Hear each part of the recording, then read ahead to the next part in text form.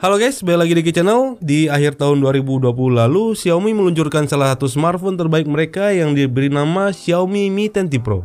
Ya, menurut saya saat itu ponsel ini bisa dikatakan salah satu yang terbaik di kelas harganya. Namun, apakah smartphone ini masih cukup layak untuk kita gunakan di tahun 2022 ini? Gak pakai lama, langsung saja kita bahas.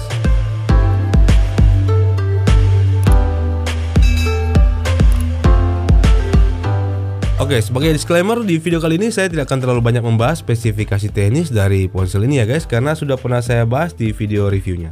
Yang link videonya bisa kalian klik pada card di pojok kanan atas. Kali ini saya akan sharing pengalaman saya selama setahun menggunakan kamera dari ponsel ini, serta pendapat akhir saya dengan Mi 10T Pro secara keseluruhan. Oke, sejak pertama kali menggunakan HP ini, salah satu sektor yang paling saya sukai dari Mi 10T Pro adalah di bagian kameranya. Kenapa saya katakan kamera adalah bagian yang paling saya sukai dari ponsel ini? Karena menurut saya kualitas kamera ini bagus dan cukup bisa diandalkan di segala situasi. Gambarnya detail, warnanya nggak lebay, serta yang paling penting adalah di lensanya ini sudah memiliki OIS atau Optical Image Stabilization. Dimana keberadaan fitur ini yang menyebabkan saya batal meminang si penerusnya Xiaomi 11T Pro. Karena seperti yang kalian tahu, kamera Xiaomi 11T Pro nggak punya OIS. Dan jujur bagi saya pribadi, dengan cara penggunaan smartphone ala saya, fitur OIS merupakan salah satu poin penting saat saya ingin meminang sebuah smartphone. Karena seperti yang sudah saya ulas di video setup studio saya, bahwa mayoritas konten di channel ini saya buat hanya dengan bermodalkan kamera smartphone. Dan saat kita ingin mengambil foto atau merekam video, fitur OIS sangat berguna menurut saya. Apalagi saat kita menemukan momen yang bagus tapi kita hanya membawa smartphone tanpa tripod atau gimbal.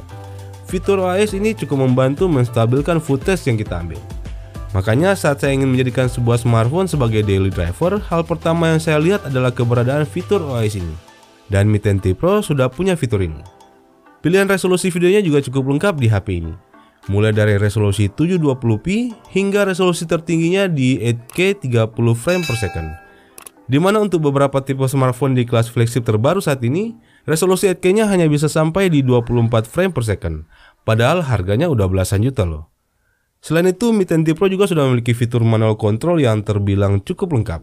Dengan pengaturan white balance, manual fokus, ISO, dan shutter speed yang pas, konten video kita bisa terlihat lebih profesional lagi walau hanya bermodalkan kamera smartphone.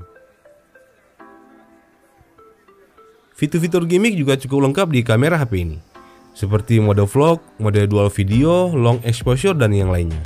Yang mungkin fitur-fitur seperti ini cukup berguna bagi sebagian orang. Intinya kamera dari Mi 10T Pro ini bagus dan secara keseluruhan saya sangat puas.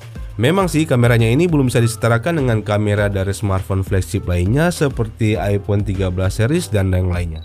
Tapi untuk ponsel di kelas harga yang sama, saya rasa kamera Mi 10T Pro ini masih menjadi salah satu yang terbaik. Namun jika kalian merasa hasil fotonya masih kurang bagus, kabar baiknya HP ini secara default sudah diaktifkan fitur kamera 2API-nya. Jadi kita bisa dengan mudah menginstal APK Google Camera atau Gcam di HP ini tanpa perlu root atau unlock bootloader lagi. Untuk tutorial cara install Gcam di Mi 10T Pro sudah pernah saya bahas di channel ini ya guys, yang link videonya bisa kalian klik pada card di pojok kanan atas.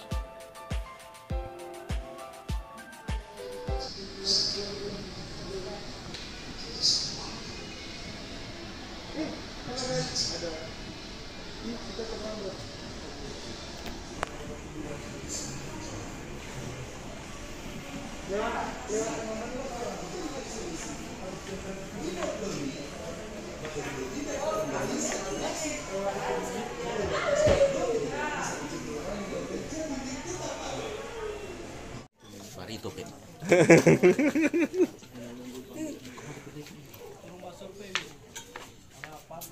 Ya Tom?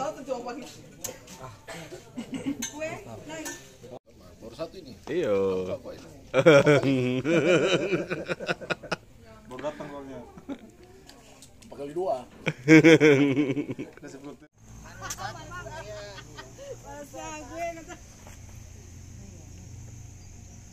Dadah Om.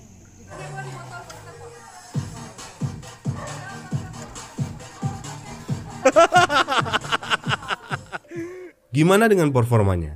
Untuk paket utuhnya, sekali lagi saya sangat puas dengan ponsel ini.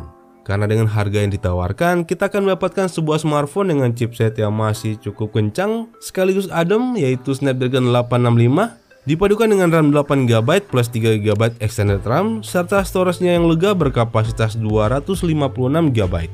Dimana dengan kombinasi hardware ini, Mi 10T Pro bisa menghasilkan skor Antutu hingga 600 ribuan. Hampir semua game populer saat ini masih bisa dimainkan dengan lancar di HP ini.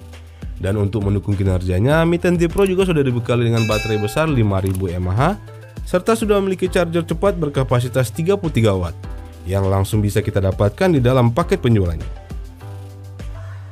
Tidak lupa juga Mi 10T Pro ini sudah memiliki dual stereo speaker dengan keluaran suara yang cukup bagus.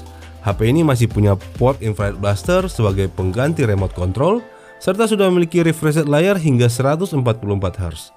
Di mana fitur di layarnya ini menambah kenyamanan saat kita ingin menikmati berbagai macam konten. Untuk masalah iklan yang sering dikeluhkan oleh banyak pengguna HP Xiaomi, syukurnya di HP ini bebas dari masalah itu. Hal yang bisa saya keluhkan di HP ini mungkin hanyalah pada bobotnya yang cukup berat dan licin, yang mungkin bagi sebagian orang akan kurang nyaman saat menggunakan ponsel ini dengan satu tangan. Selain itu, layarnya yang masih IPS juga mungkin bisa menjadi deal breaker bagi sebagian orang.